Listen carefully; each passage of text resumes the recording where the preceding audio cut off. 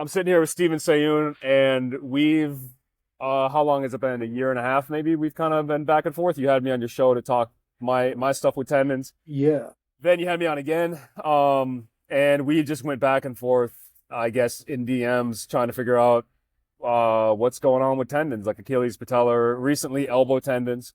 So yeah, we're gonna talk about all that today, kind of the practical things that you've seen over the time training people. Tell everyone who you are. My name is Stephen Sahyoun. I'm a strength and conditioning coach or performance coach, whatever you want to call it. I predominantly work with combat sport athletes and hobbyists. Um, I've been coaching now for roughly around 15 years, and yeah, my passion for combat sports kind of sparked roughly around 7 years ago when I ruptured my Achilles tendon during freestyle wrestling practice. That then kind of sparked my interest to get into working with combat athletes. And that led me down some deep, dark rabbit holes of, trying to find out why me, why did this happen to me, and question my training, question everything that, I was doing in the weight room and everything that led up to that point. And that's what kind of, developed my passion for rehab because I couldn't go out and do the things that I wanted to do. And this was the biggest injury and setback that I have ever dealt with. And it's still affecting my life to this day to some degree. And, I guess as a coach, we're always looking for better solutions and, trying to see if we can actually help people out there who have similar experiences, especially athletes who have been injured and they can't do the things that they used to do, due to major injuries like this. And my goal was always just wanting to get back in there and help as many people as I could from my own personal experiences. Okay, bring me back to the Achilles rupture. How did it happen? Okay, so you want to know like the exact way it happened? Yeah, how did Okay, I mean, you told me before, but I wanna yeah, cover it again, and then we're gonna go from there. Yeah, what was that? I guess every things that led up, and then that thing went, and then kind of like the process coming back. yeah, for sure. So I guess you and I have had a couple of discussions about this, and the biggest thing that stood out to me was like I always struggled with plantar flexion on that side, especially like getting end range plantar flexion. And I was seeing a physio at the time, and I had been wrestling for about 6 months on and off, and I really felt like I had a dead foot. I just couldn't get a good connection with the calf in terms of chasing a pump and a good contraction around that area. And every time I went into a calf raise, it just really felt like I was just gripping the floor. My toes were doing all the work, and I just couldn't, achieve a decent calf raise at all. So, what I started doing, obviously, was thinking I need to do more calf raises. So I went out, added in more calf raises, started doing plyometrics, and I decided to do my plyometrics barefoot one day and I started doing single leg hurdle hops laterally over hurdles. And back then I had zero experience with jumping. I competed in track and field as a kid growing up, so I was fairly athletic. But during that time, I was heavily into powerlifting for years, got a little bit unhealthy, and then decided to take up wrestling. So it was probably a bad combination. And the day before wrestling, I did some silly plyometrics. And while I was doing the plyometrics, I remember this quite clearly. I felt like my foot was just collapsing and it just felt dead. And I thought, no, I need to keep pushing through this. It's just weak. I need to keep jumping. So, me being the type of person that I am, I kind of just pushed myself into the ground pretty much and just kept jumping. And I probably jumped for about 30 minutes that day, trying to get good at jumping over these hurdles, which was silly. And then the next day, I had wrestling practice at 6 a.m. because I was a PT and I was servicing about 9 clients a day. So I was doing 9 hours of PT a day. And I had the only time I could train was at 6 a.m. before my clients. So I pushed them back. I had a really bad night's sleep. My wife was pregnant. She was in the like third trimester of a pregnancy, and I had a bad night's sleep, and I was stressing about waking up to get to work on time. And I got to work and I was about to cancel the training session, but my coach was waiting for me on the mat. So I felt obliged to go out and wrestle. And I love wrestling. So the mats that we wrestled on, the guy, the cleaner, had just cleaned the mats, and he used this machine to clean the mats that made the mats really grippy. And when we started warming up, the warm up was we had to perform a sprawl, and then we had to basically perform a sprawl, step backwards, and then redirect force moving forwards into a penetration step into a shot. So we were just drilling this where we would be moving backwards and forwards, sprawling, and then going into a penetration step for wrestling. And I remember saying to my coach, I said, look, my feet just keep getting stuck on the mat. I feel really grippy, and it just feels kind of odd. And he said, no, don't worry about it. We're just warming up. And on one of the reps, I sprawled, I stepped backwards, and as I stepped backwards, I couldn't see my coach, and I thought he was standing behind me, and I thought he was kicking me in the heel, like studding me in the back of the foot, like to cue me or something. And I was like, what the fuck's going on? It all kind of happened really slow, and then I felt like I was moving backwards really slow in time for some odd reason, and then as I kept like moving backwards slowly, the pain just got worse and worse. And then there was this real big thud where there was like, I thought, okay, someone's thrown a barbell in the back of my calf or hit me in the back of the heel, the calcaneus. And it was just like this pain, real sharp pain. And I turned around and it just went bang, just a big loud pop. And I knew straight away what I did. I knew I go, fuck, that's like I just snapped my Achilles. And because I had been working with a client who snapped his Achilles 6 weeks prior. And I was like, fuck, imagine that happened to me. That would be like the worst injury to come back from. And literally it fucking happened to me. And I turned around, and the biggest thing that surprised me was like I couldn't stand on it at all. Like it was like not connected to my body at all. I could not stand on my foot. And I took a knee and I was like, shit. And I was pushing behind the tendon and I couldn't feel the tendon. There was like, it was just nothing. It was all at the bottom. The tendon like was just at the bottom. And I said to my coach, mate, I've snapped my Achilles. And he's like, no, no, no, you're fine. You just sprained your ankle. I go, look, touch it, touch it. And he's touching it and he's like, oh shit. He's like, let's get you some ice. So got some ice. And then because my foot, every time I had to hop off the mat, and as I was hopping off the mat, my foot was just flopping and bouncing, and it didn't feel nice. It kind of made me feel sick. So I taped up my ankle while I was there. I taped it up to stop it from flapping around. And then I called an Uber. I cancelled my day at work and I just hopped out of the gym straight to my physio.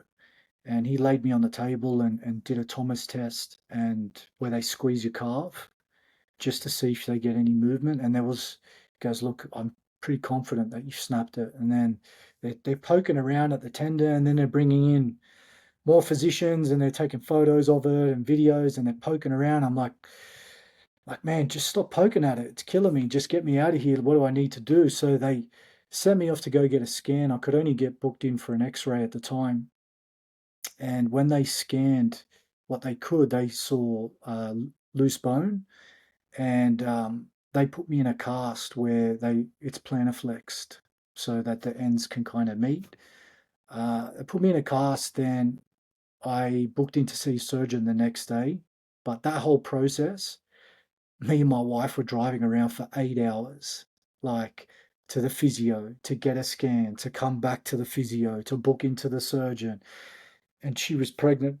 And she's like, you piece of shit, you had to rupture your Achilles right when I'm about to have a baby. So I was freaking out. And then the next day I saw the surgeon, and he was like the driest human being I've ever met in my life. And it was like I was so intimidated, like going in there and sitting down with this surgeon. And I had done all this research the night before. What if I could go down the non-surgical route? Just put me in a boot and see if the ends meet again. And, the success rate was like, I think it was like 10 or 12% difference or something like that. And I was like, I'm going to take that chance. I don't want to go under the knife. And I brought all this up to the surgeon at the time. And he said, yeah, you could go down that route. But he said, if you want to get back to playing sport, he said, I recommend that you have the surgery. He said, you're young, you're fit, you'll bounce back stronger.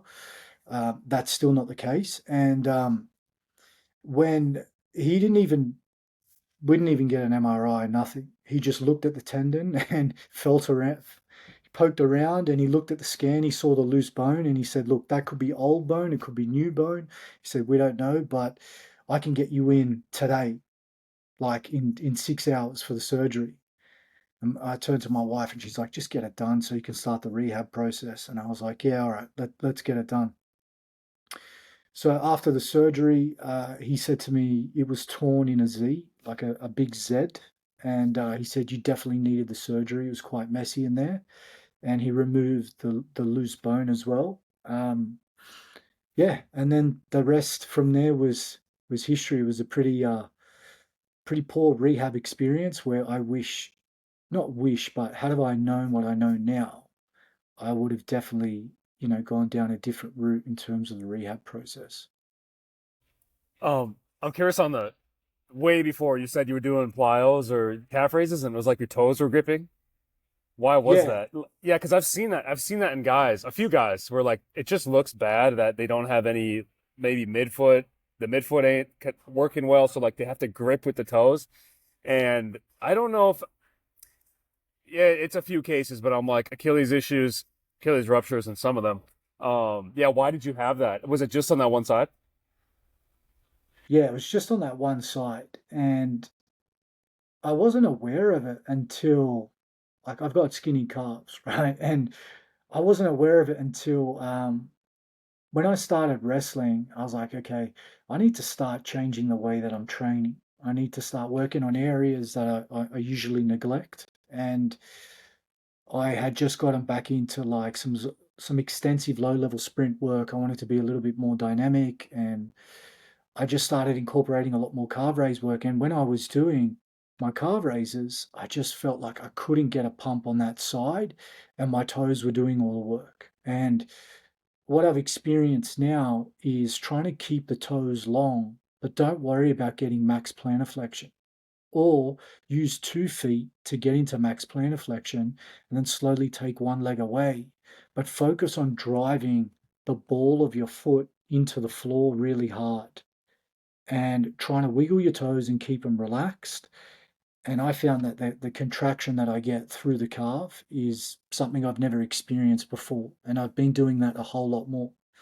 And that was something I couldn't understand back then and I wasn't aware of. I knew that my toes were gripping, but I obviously didn't know as much as I know now in terms of the rehab process and what to look for and the nuances that surround, the foot and the Achilles and stuff like that. What was that loose bone? Was it your calcaneus got chipped off or what? I'm guessing so, yeah. It'd have to be, right? Like, where else would it come from if it was around the Achilles? So the funny thing is, like when I was younger, and this we spoke about this before, when I was in the army, um, I had severe Achilles tendonitis. Like it was so sore to touch, and even just putting a shoe on and the shoe rubbing over the back of the calcaneus, just at the insertion there was quite painful, but also quite therapeutic to poke at it as well. Um, and I had seen a physio back in the day who, oh, fuck man, he was like a butcher. I look back at it now, and he had this little contraption, and it was like this little plastic um, little thing. It was like it just looked like a little knuckle, and he would rub this thing over the back of the calcaneus and the insertion point with the Achilles, and it would freaking bring me to tears. But he's like, no, we just got to keep, we got to get it out, And I'm like, what are you getting out? Like, you're going to just, I reckon he pulled some of the bone off with that to some degree because I mean, it felt horrible, and then obviously 10 minutes later, it felt fantastic. But then the next day, it felt like shit again. So it was one of those things where orthotics fixed it. Orthotics definitely helped giving me a bit of a heel raise and a bit of support with the arch, took away my Achilles tendon pain. But then I only masked the problem. Obviously, there was still a lot of inhibition around that area. I didn't really understand back then being in the military. I was just running in boots, and running in mud and water and pack marching for 20 kilometers on end with heavy packs. And it was just, something that wasn't aware of. And it never affected me when I had the orthotics. It was only, you know, they always say between 30 and 40, that's when the highest, ruptures happen in males, or in anyone, I guess. I don't know the exact reason behind that, but yeah, it happened when I was, geez, I'm 38 now. It happened when I was 30 years old, exactly. So, You talked about the rehab kind of sucking, um, but like based off what you know now, what what was bad about it? I mean, I don't want to sound like a prick. It probably wasn't as bad as what I make it out to be, but if I actually look back, and it was all calf raises. It was all calf raises, single leg ice. There's nothing wrong with calf raises. There's nothing wrong with isometrics. They're fantastic. They're the only thing that worked for me in the early stages of rehab. Uh, but there was no real, what I mean, the biggest thing was there was no real system and progression behind it. There was no like, let's look at the foot. Can the foot change shape? Can he actually access pronation? Can we start to move the foot into this position? Um, there was no real like intermuscular coordination, like coordinating the foot, the knee, the hip. There probably was in like doing, A skips and stuff like that, but it wasn't like slow control coordination in the early stages that were missing. There was a lot of things that I've learned now that in terms of like just restoring gait and stuff like that, in terms of getting into that midfoot, a lot of stuff with David Gray. None of that was around. It was all, let's get you into seated calf raises. We're going to bang out 12 to 14 reps, hold the last rep for 30 to 40 seconds or whatever you can hold, and just chase a pump around that area. But then again, I was still gripping. My toes were still gripping. I couldn't get a pump in the calf. And the only thing that really worked for me to connect the dots were isometrics, long hold isometrics. And I had a few flare ups where I went back to wrestling, and during COVID, I wanted to wrestle so bad that we were wrestling on the grass in the winter, outdoors, because we weren't allowed indoors. And I felt my Achilles like just flare up instantly. I stepped back really fast. I was like, oh shit. And I had tendon, like chronic, like the same pain around the calcaneus was there again. Just rubbing it was sore. So then I just took up a isometric protocol. And I actually did a program back then from the prehab guys. I don't know what their name, yeah. And their program was great, like for me at that time. And I was learning and I was absorbing as much information as I could. And the thing that stood out to me was the isometrics, just a long hold isometrics. Start with two legs if it's too sore, and then start progressing to obviously, going into a march, slowly progressing load more to, single leg sides or the affected side. And I would hold these isometrics 3 times a day till failure, on close to failure, on every single set.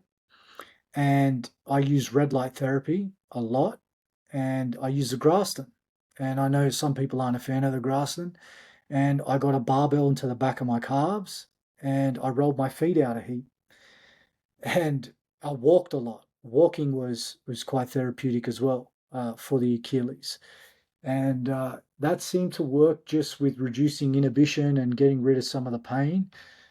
And then hopefully I'm not going too off topic here, but yeah, that's what worked for me with the flare-ups were the isometrics, especially the long hold isometrics. Overcoming was a big mistake.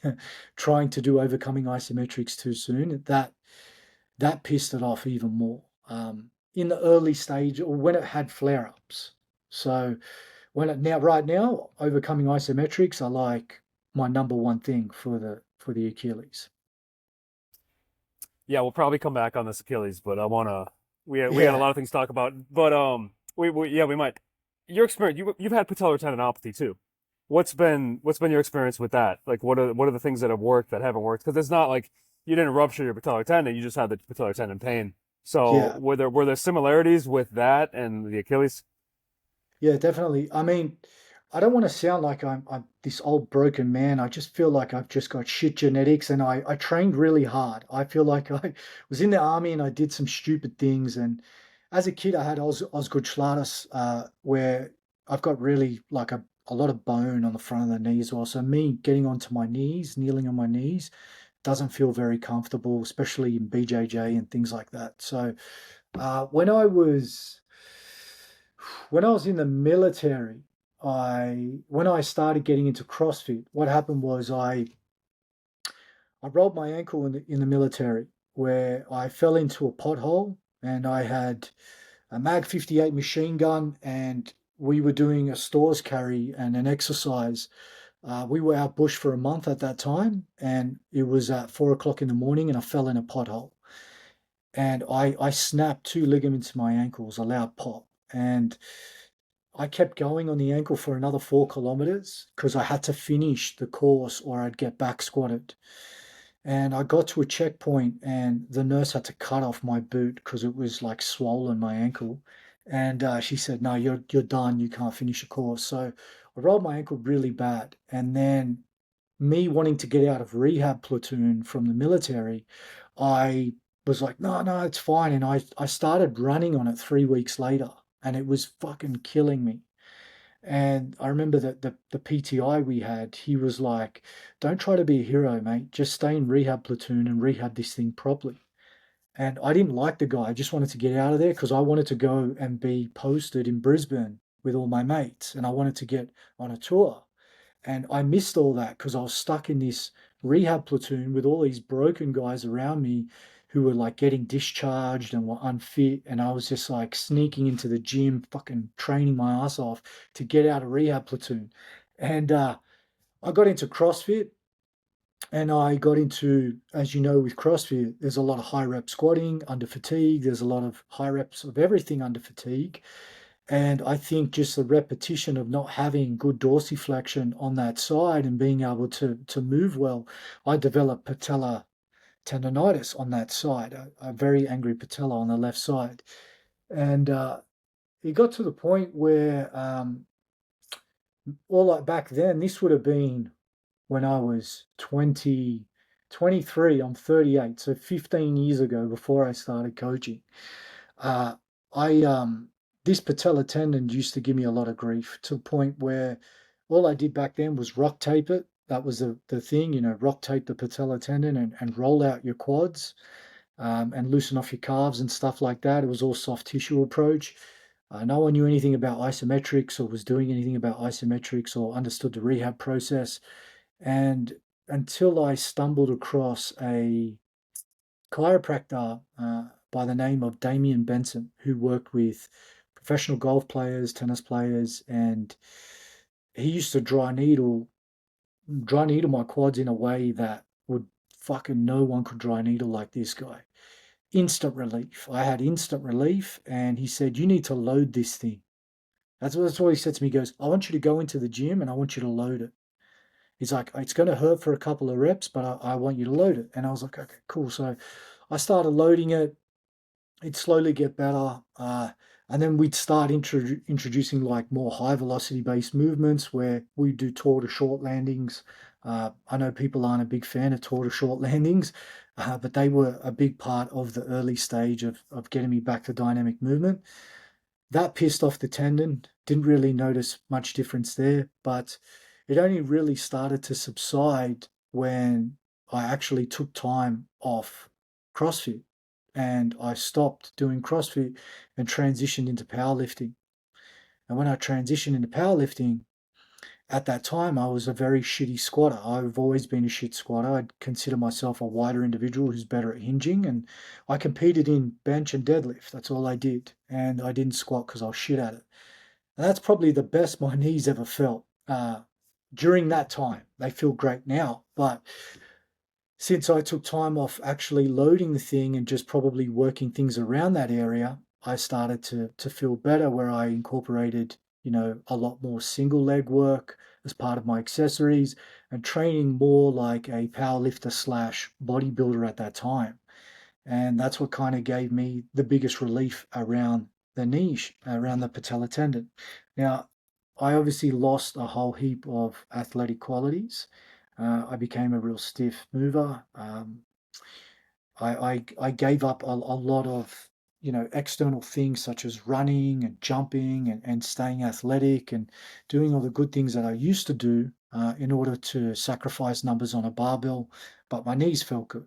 So that's what kind of like my experience with that patellar tendon. That's what kind of happened for me for what I could remember in terms of actually getting it healthy again. Now, the pain if I was to touch it, very sore. If I would rub my finger over the bottom of my kneecap, it would almost look a little bit swollen. And the more I rubbed it, the worse it got. And for some reason, I was obsessed with touching it.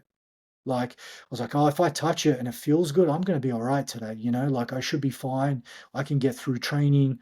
I can do some power cleans or I can do some hand cleans and I should be fine. I just had no idea of how to rehab this thing. And I'm guessing I was probably a poor mover and I was compensating a heap by, just loading the knee joint too much and compressing the shit out of that area. And that's what probably just kept poking the bear. But in terms of like feeling it, touching it, putting weight on it, it was very similar to the Achilles in terms of pain and sort of touch. But both things gave me relief. Obviously, getting into the quads gave me a lot of relief. There was a lot of atrophy around the quad. It was very stringy. It felt like it was very stringy in there, and there was no real pump. The VMO was a lot smaller. Definitely didn't look the same size as the other side. So, yeah, again, same thing. A lot of inhibition. Chasing a pump around that area was really hard to get. But when I did get a pump, it was almost like instant relief, and it was a lot easier to rehab the patellar tendon than it would be to obviously rehab an Achilles tendon. Yeah, I didn't know you had that time off where you were a powerlifting bodybuilding. I did the same thing for my jumper's knee because it hurt so bad to play basketball and to dunk that I just gave up for maybe 3 4 years, and my knees felt amazing. And I did gain a lot of quad strength and probably tendon. The tendon probably got bigger and healthier, but it was hard to get back into basketball. But then I finally did. Um, okay, so the other one you deal with because like your sport is so it's just pretty different. Like Achilles and Patellar, I talk to people all the time because they're like runners or they're basketball players. But you get those, but you guys also get elbow tendons. So tell me what you know about elbow tendons. I mean, you've dealt with elbow tendon pain. Probably a lot of guys in your sport do, but what's going on with them? Yeah, so if we're talking about grappling, so everyone knows what we're talking about. So if we're talking about freestyle wrestling or grappling in a gi or just grappling in general, your hands are usually the first point of contact, and they're going to be exposed to a lot of gripping, pulling, pushing, twisting, and a lot of torque through the elbow joint. Usually, what I've seen and what some of the common issues that we see with medial and lateral elbow pain is just a really big spike in training load, where you get someone who sits behind a desk all day and, he's a 30-year-old Joe who's, probably weighs around 70, 75 kilos and he goes to a grappling gym and he's got a 100-kilo man on top of him and he's, tapping away on a keyboard and he's never really trained in the weight room before, so his grip strength's fairly weak, and they go into the sport where they have to use their hands a lot. They're usually the ones that really have a big problem with elbow pain. So it's usually the increase in training load seems to really spike elbow pain and create a lot of elbow tendonitis and stuff like that. What I personally experienced, again, me being silly and unlucky, I had a slight dislocation in my elbow and I wasn't aware of it at the time. But the way I dislocated my elbow was snapping someone down, where you'd grab the back of someone's head and you would try to snap them to the floor. And by doing so, when you'd snap them down, instead of them reacting and moving backwards, they came forward, and my arm bent through flexion past what it could tolerate. And I dislocated, I had a slight pulp on the inside of my elbow, and it was a real sharp pinch, and the brachioradialis had severe pain going through it. And I kept wrestling. I thought, oh, I've just, a little bit of a tweak, and I wanted to keep wrestling. I had just come back from the Achilles tendon rupture. So I was 12 months post rupture, and I was just hand fighting a lot because I couldn't obviously do explosive movements and get into deep ranges of motion because I was just had too much fear of getting there. So uh, I actually chipped the bone off in the elbow, and I've got loose bone in the elbow where it catches in the joint, and I had severe medial and lateral elbow pain where I had lost pronation and a little bit of supination at the elbow joint. And during that time, I was like, I still can't straighten my arm now. If you can see on the camera, that's as straight as it goes, and I don't have full flexion. So power cleans and front squats are out of the program at the moment. But I was scared to load it. I saw physios. I saw like same guy I used to get dry needling from. He dry needled the shit out of me, and he was like, "Look, Steve, it's like I think you're going to need a clean out. I think you've got some loose bodies in there because the fact that you can't straighten this arm now and you've lost range of motion in it, and we've been working on this thing. What I think you need to go get a scan." So we got a scan. Scan came back, MCL dislocation, where it was, I can't remember the exact results, but said we had loose body in the elbow, and there was like arthritis in the joint and stuff like that. So I went and saw a surgeon, and he said, "Look, this is pretty common." He said, "You can live with this." He said, "It's up to you whether you want to get surgery now or 10 years from now." As soon as he said that to me, I jumped out of and I was straight in the gym and I was loading it straight away. He goes, "You need to keep this strong." And he said, "Go and train." He said, "You should be fine." And that was the best advice anyone had given me at that time.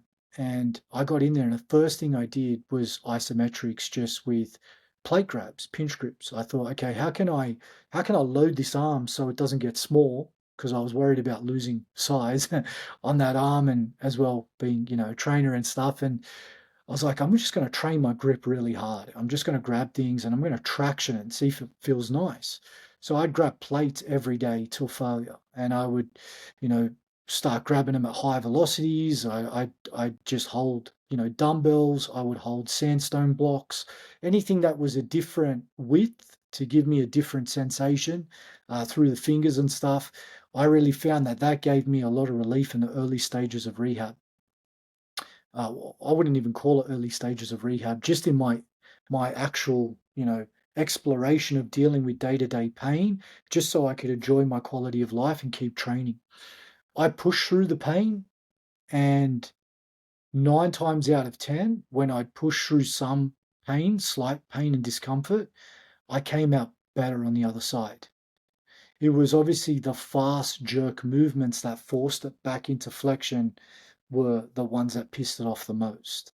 I found getting into the triceps and biceps gave it a little bit of relief, but the main things that really gave it a lot of relief were training the grip isometrically, hanging off a bar, training the elbow joint through pronation, supination, doing a lot of wrist work through flexion extension, radial and ulnar deviation. Then I had a lot of issues, obviously, because I couldn't extend the elbow, and I still can't. So the shoulder blade is probably missing out on, let's call it, has to probably work a little bit differently now because I can't get full extension on that side. So when I do things in a bilateral position in a closed chain, things aren't going to be moving as well because I now have a constraint with the elbow not reaching full extension. So certain things upstream have to kind of obviously compensate for that. So when I went back to wrestling, I did have a bit of discomfort in the shoulders and stuff, but I was aware of it. And now it's quite manageable and I live with it. I box with it. I wrestle with it. And it doesn't seem to give me any grief other than not being able to power clean and, front squat. We're gonna keep going on. You said you're broken. You keep coming across as a broken man, but you've had a lot of injuries. But I think it just means you've trained hard, and it's bound to happen.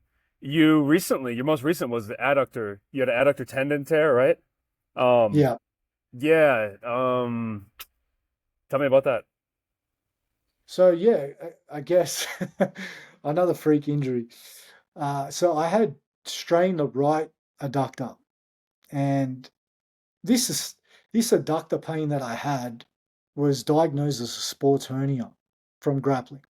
So starting freestyle wrestling at a late age, right? So starting in my early 30s and then having time off with the Achilles and then getting back into it and having a powerlifting background, if you were to lay me on a table and assess me, you would say, okay, you're not probably the best suited archetype for this sport because it requires extreme ranges of motion in vulnerable positions, and you have to produce force in these vulnerable positions, which I couldn't get into. So I'd have a lot of compensation to get there. So with the adductor strain, it came from a hip toss where I got hip tossed, and it was really fast. It was a fast jerk movement that just pinched in the groin, and it just wouldn't go away. And I got it scanned, and they said it was a sports hernia. And they said to me, look, this is going to take 2 years to go away. So I started training my adductors really hard. That kind of came good on the right side to a certain degree, but I still had a lot of issues getting in and out of the hip. Just didn't move too well on the right side, as most people don't with hip pain. Obviously, just with the asymmetrical differences, people have like a lot of right side hip issues. And I was one of those people. So one day I went into grappling. Again, I did some Copenhagen's the day before, which I hadn't done in a while. And I went into the session, I felt stiff, didn't feel like training. It's always when I don't feel like training, but I always push myself to train because I'm like, sometimes you need to push through it because, this is just life. You're never going to feel 100% all the time to train, which I don't. So I pushed through it and I was, wrestling against a white belt. And I thought, okay, I'll let him work a little bit. And I'm a white belt, but I have a wrestling background. And he was just real stiff and nervous energy. And I hate wrestling people like that because they do spazzy things. They just explode real rapidly and they can injure you when you're not ready for it and they just do weird shit. So I ended up getting on top of this guy in his guard. So if you're in someone's guard, they've got their legs wrapped around you. I was in closed guard, so I stood up in his closed guard and I was peeling, basically pushing his legs away from my hips. And he swept me. So he grabbed the back of my ankles and swept me, and I fell down onto my ass. And as I fell down, his legs were in between my legs. So I squeezed my knees together to stop him from getting on top. So I had a chance to get on top. And for some reason, I was like pissed off that he swept me. So I squeezed my knees really hard because I didn't want to get him. I didn't want him to get on top because I wanted to get on top. And he just exploded out really fast. And as he pushed and exploded, my knees just peeled open and I just ripped like I was ripping a towel. It was just like real. And he's like, "Oh shit, did you rip your shorts?" And I was like, "Oh fuck!" I grabbed my groin, and it wasn't that bad to be honest. It was because it was a big shock, and it was. It felt like you fucking been raped or something, but like it was just the most uncomfortable feeling, and it kind of made me a little bit sick, a little bit ill, knowing that it just ripped like that, so close to your family jewels, and I knew straight away. I was like, "This is fucked. This is gonna be like this is a big tear." And I sat on the chair. I got up and I was like, "I fucking still want to wrestle." And I got up and I walked away and I was like, "All right, that's it. I'm done from grappling." like this is it for me. Like this is the last fucking injury I'm gonna have. I'm done. And next day I got not the next day. I waited a couple of days and I started rehabbing it. Literally, not even rehabbing it. I was like, I'm gonna do some lateral hip shifts on a step, hip hikes on a step because I just can't sit here because the pain was that bad. Like just sitting down doing nothing was like making me feel sick because of the pain was, and I didn't want to take any anti-inflammatories or anything.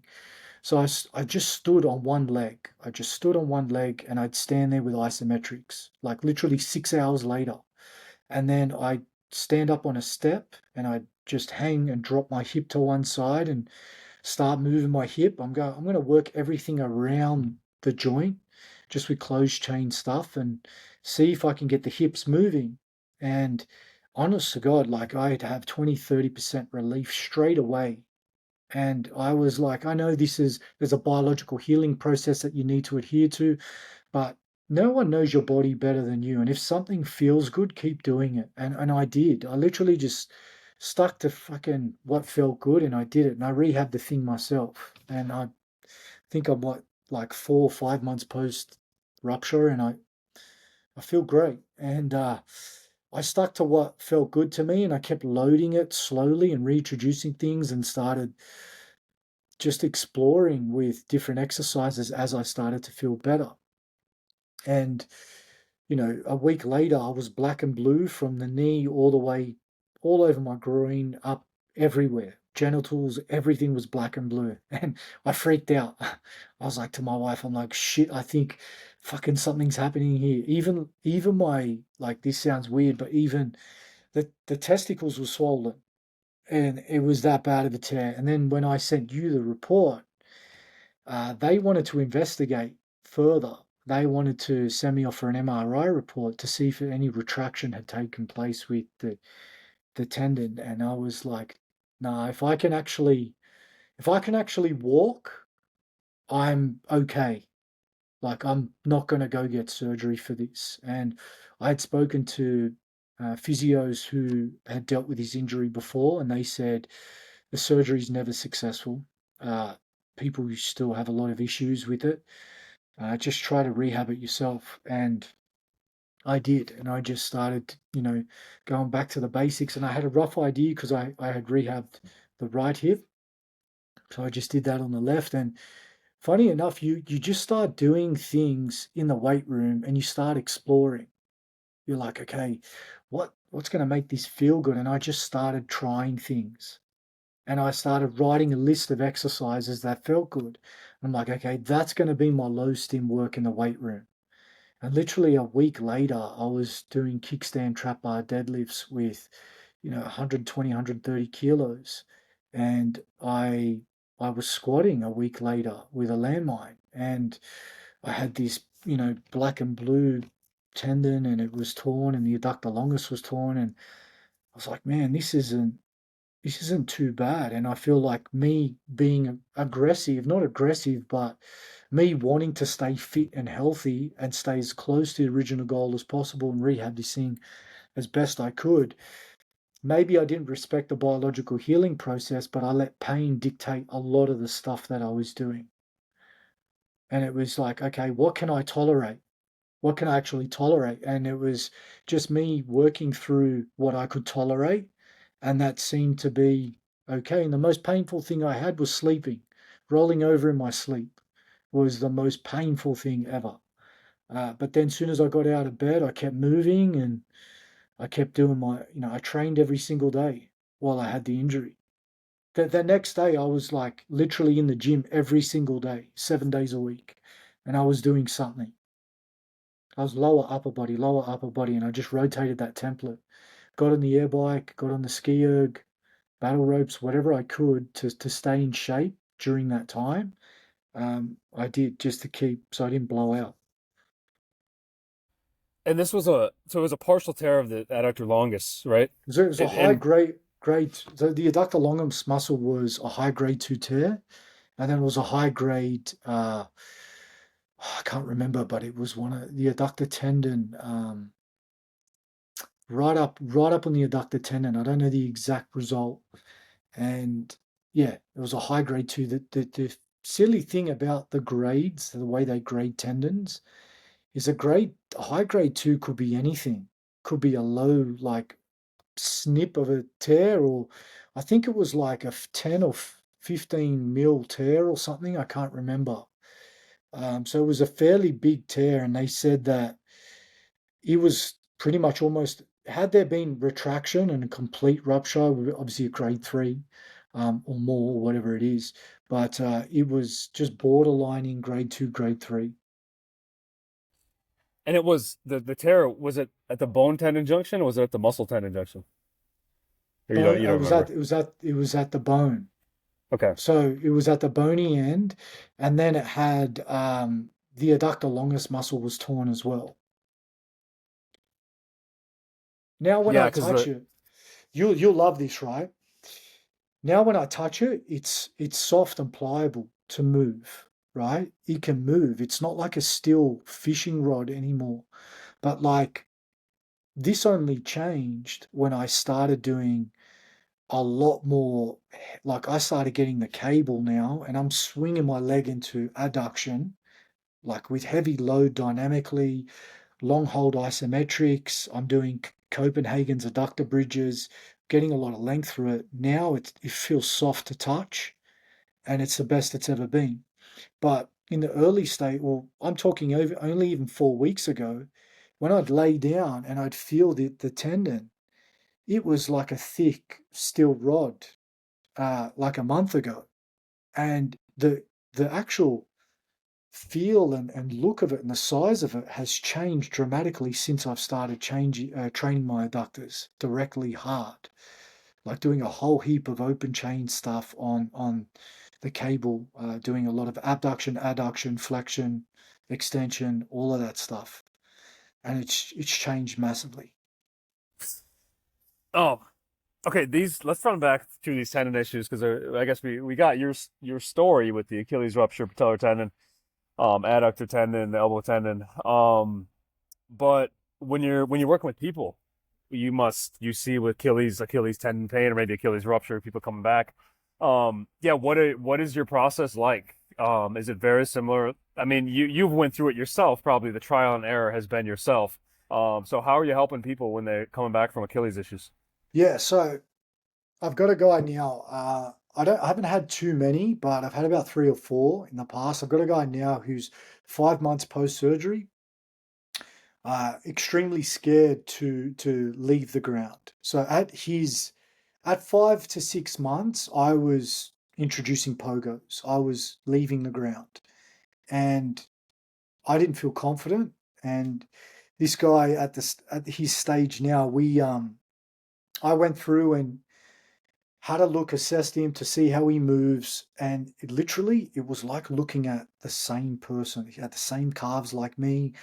His feet were like the same as mine, like just flat feet, and it was literally like the same. And obviously, we started with a lot of supine work, just with a lot of hip bridging, heel raises, working into muscular coordination with your bridges, a lot of sled push. I do a lot of sled push. I found that worked really good, just with getting, again, working with the coordination of working with other joints and freezing degrees of freedom at the foot and the ankle and moving other limbs around that. That seemed to work really well, and we prioritized a lot of that. The accessories or the stuff that we would use in his program would be like your single leg calf raises, your isometrics. I would time them. So I would run him through how much weight can you hold without curling your toes up, from left to right sides with a standing single leg calf raise. So I would develop just basic KPIs that I thought were important that he could do that wouldn't obviously put him in an unsafe place. And then in conjunction with that, we would work on qualities to keep him fit. So we would still Zercher squat with a heel raise. We'd still maintain strength where we could. We would still do some upper body velocity work and stuff just to keep him fit for combat sports. But as we're rehabbing the injury simultaneously, he had a low stim day and then he's got his high stim days. The low stim days would be done minimum 3 days a week. And a lot of that stuff would be things working on intermuscular coordination, getting joints to freezing degrees of freedom at the foot and ankle as well, just with body weight, just to improve motor control and to do things that kind of got him back into, his gait cycle and things like that, where he would do like, a lot of marches, but we would use a sled a lot for that. We would also start reintroducing not just moving the sled forward and backwards, we would obviously get him moving the sled laterally as well. So we would push off different parts of the foot to get that load through there, and then we would try and do like 3D isometrics of the foot and ankle, right, or whatever you want to call it, where we'd laterally push into the wall with a heel raise. So you get a lot of perineal stuff. We would do tib raises as well. I'd get him to walk on the outsides of his feet, a lot of penguin marching. A lot of that stuff would be his prep work. And then moving into his actual session of his low stim work, we would progress into sleds. We would do floating heel raise work with Bulgarian split squats. And then we would finish up with isometrics, where I would get him doing an overcoming isometric pushing into a wall, where he would have his back against the wall. He'd be in about maybe 70 degrees of knee flexion, and I would get him pushing like a slight plantar flexion, where you're just floating the heel and pushing back into the wall. And that's what the only overcoming isometric I could do with this guy. That didn't make him, feel like he was going to blow out his Achilles. And then we just reintroduced, so we're about close to 6 months, we just reintroduced some pogo hops or pogos or leaps, whatever you want to call it, just bilateral ones. We're now going to start reintroducing just a whole heap of extensive work just with moving forward, backwards, side to side, moving in the frontal plane so it can land on different parts of the foot bilaterally. And then we're going to start offsetting his stances so we can start biasing more towards one side. The issue that I found with that was when the Achilles is at the back, or the foot that's at the back when you're doing offset pogos, the Achilles goes under stretch, and that's where you rupture it, was like on that stretch position. I found that I was very scared to bounce with the foot behind the body in that lengthened position.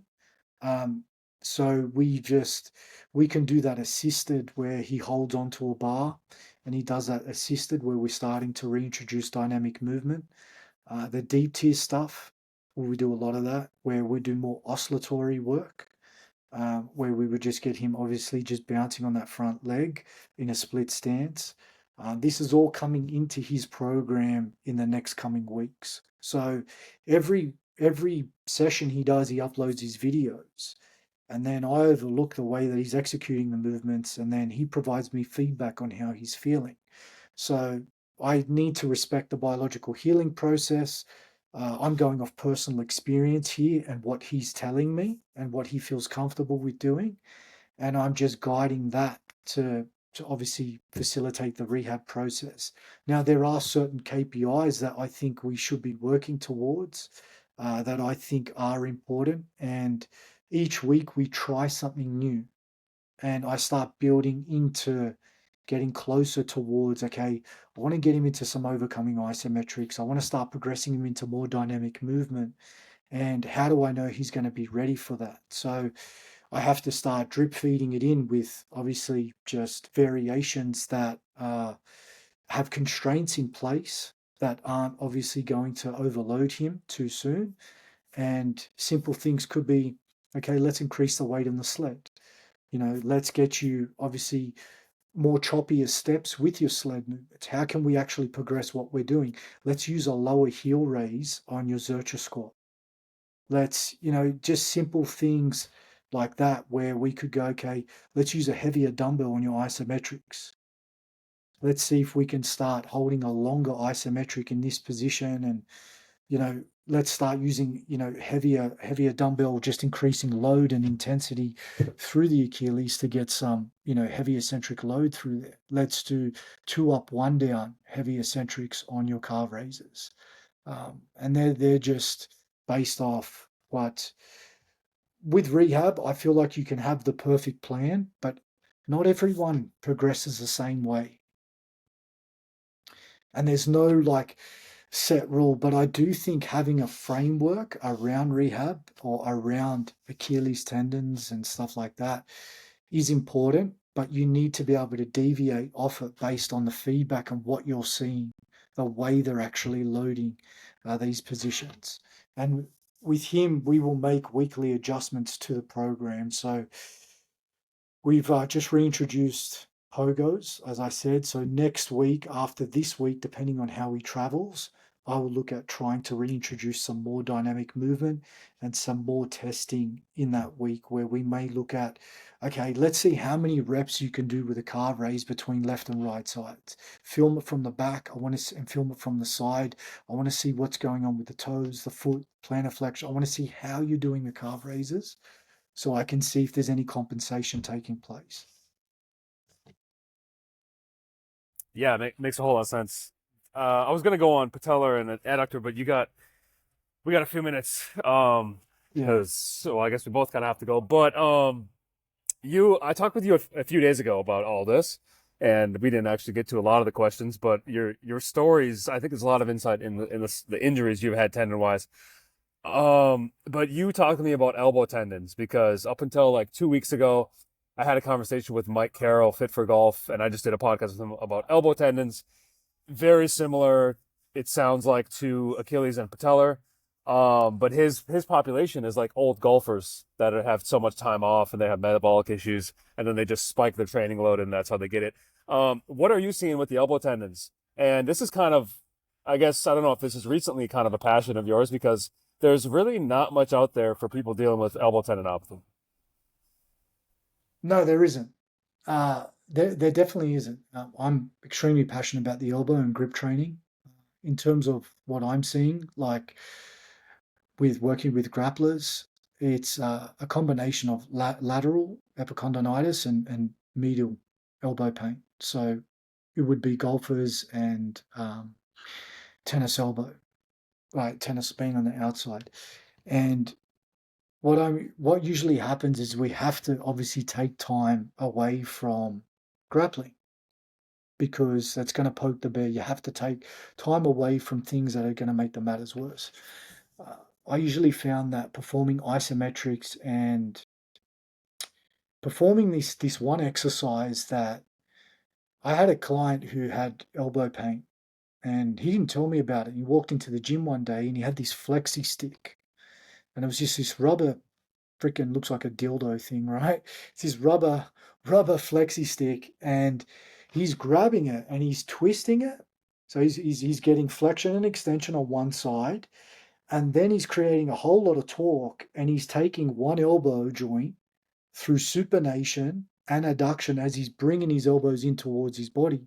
So imagine you see those strong men where they're trying to bend a bar, when they try and bend those steel bars and they try and bring them in close, like those old school flexi bars. The difference is you're getting flexion and extension across one side of the elbow. So let's say you've got medial elbow pain, you would want to flex that side. You want to bring your knuckles towards the floor. And then you would want to flex that side and kind of bring that elbow in towards the body.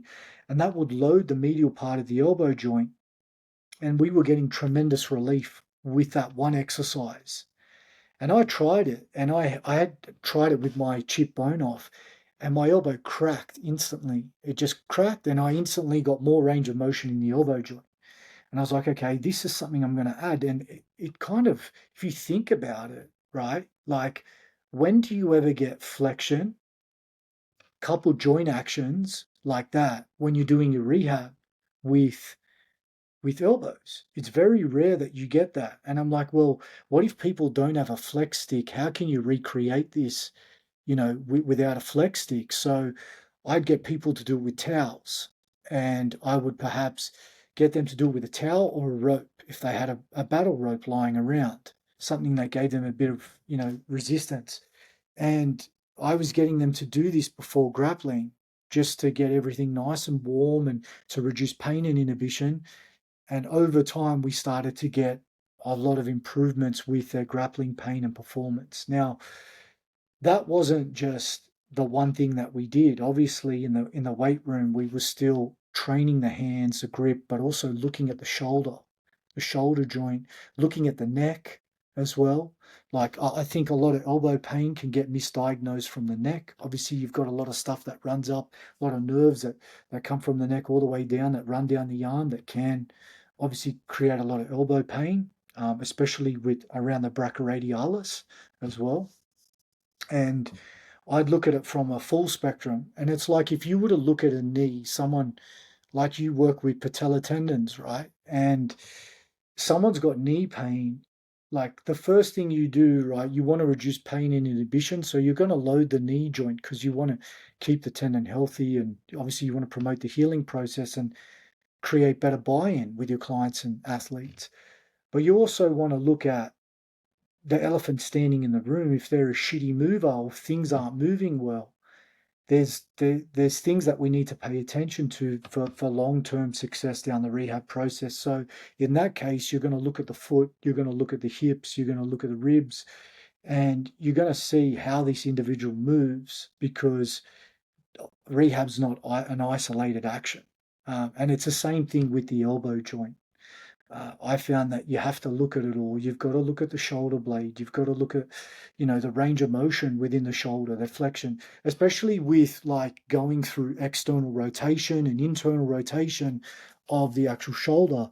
You're going to see that if someone's fairly limited with external rotation of the shoulder joint, you're going to get a lot more pressure down on the medial part of the elbow. And some of the positions that in BJJ where you are getting put into these positions where they're pulling their arms around their head, and the elbow goes through a whole heap amount of flexion and aggressive amounts of extension and a lot of pronation, supination, and twisting. We need to get strong in these positions in a controlled environment. And we essentially, people will say, well, you're just double loading the individual. Well, it's like, well, would you give a sprinter calf raises? Would you give a sprinter, a box squat? Yeah, you would, to improve performance. So why not train the elbow joints, in a similar fashion if you're going to be using your hands a lot in a contact sport where they're the first point of contact? You have to move your opponent. And well, if you're going to pull off a submission, yes, you can use your legs, but you're also going to be using your arms to position your body and hold on to the athlete. So your hands are a site of the body that are overlooked in most training programs, I believe. And if you're looking at golfers, like the guy you spoke to, look at the way they hold the club, look at the repetitions that they're doing, the same movement pattern over and over again. But then you've also got to look at the rib cage, the rotation, the hip rotation.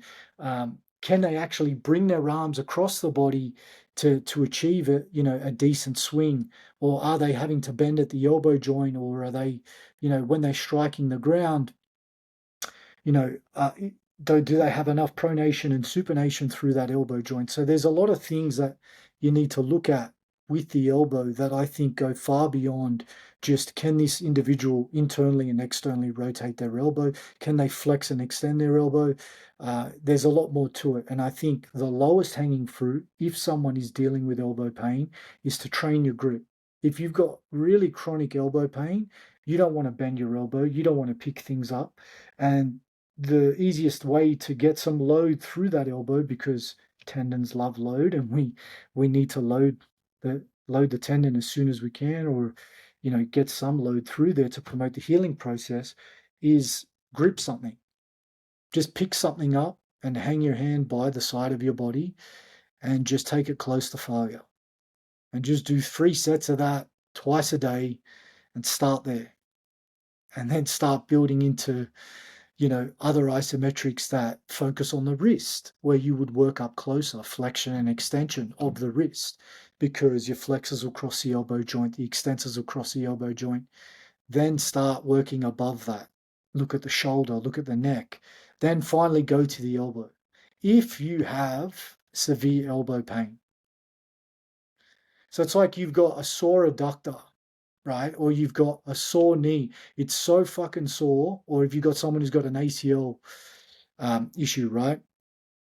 Or they're recovering, they're post surgery. And it's like, let's get everything moving around the joint and let's get that strong and doing what we can.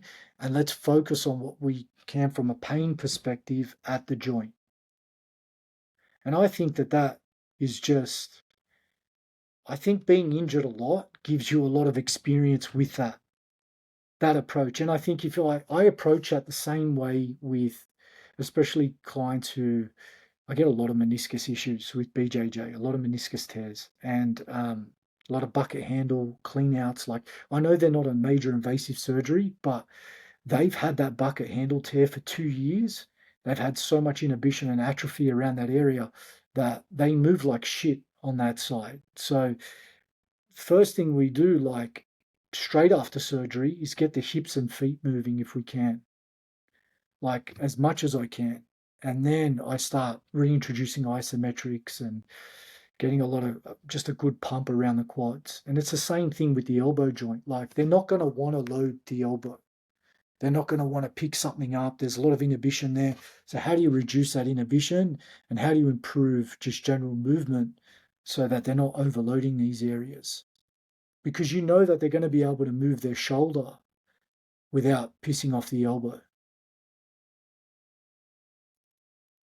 Yes. All right. This has been a lot of good stuff for tendon rehab. Tell people where to find you. You're working on something new, if you can talk about that. Otherwise, just tell us where to find you. Yeah, no, I am working on an elbow program. I do think there's a lot of missing links when it comes to elbow rehab, and I'm quite passionate about it. And I will be putting that together later this year. I'm just working on my online subscription, which is Combat Sports Performance, which is a strength and conditioning plan for grapplers and strikers who want to improve physical preparation for their sport. So I've been working on that, redoing the website, retweaking the program, making it look a whole lot better. And I've just filled my books with a lot of rehab and combat athletes who obviously are, wanting to get back to performance with one-to-one online coaching. So that's my main bread and butter. I'm based purely online. All my business is on social media. So coach underscore Stephen underscore Sahyoun. That's where you can find me. I've just started posting a lot more longer form YouTube content on exercises that you can do to obviously improve elbow pain, to improve rotational power, improve hip mobility, all good things just to make you a better functioning human being. And a lot of that comes from my own personal experience and working with clients and athletes, just a lot of trial and error along the way. Well, we all benefit from you tearing your Achilles and getting patellar tendon pain and elbow tendinopathy. Yeah, man. All right. Thank you for coming on. We'll talk soon. Thank you for having me, man. Thank you.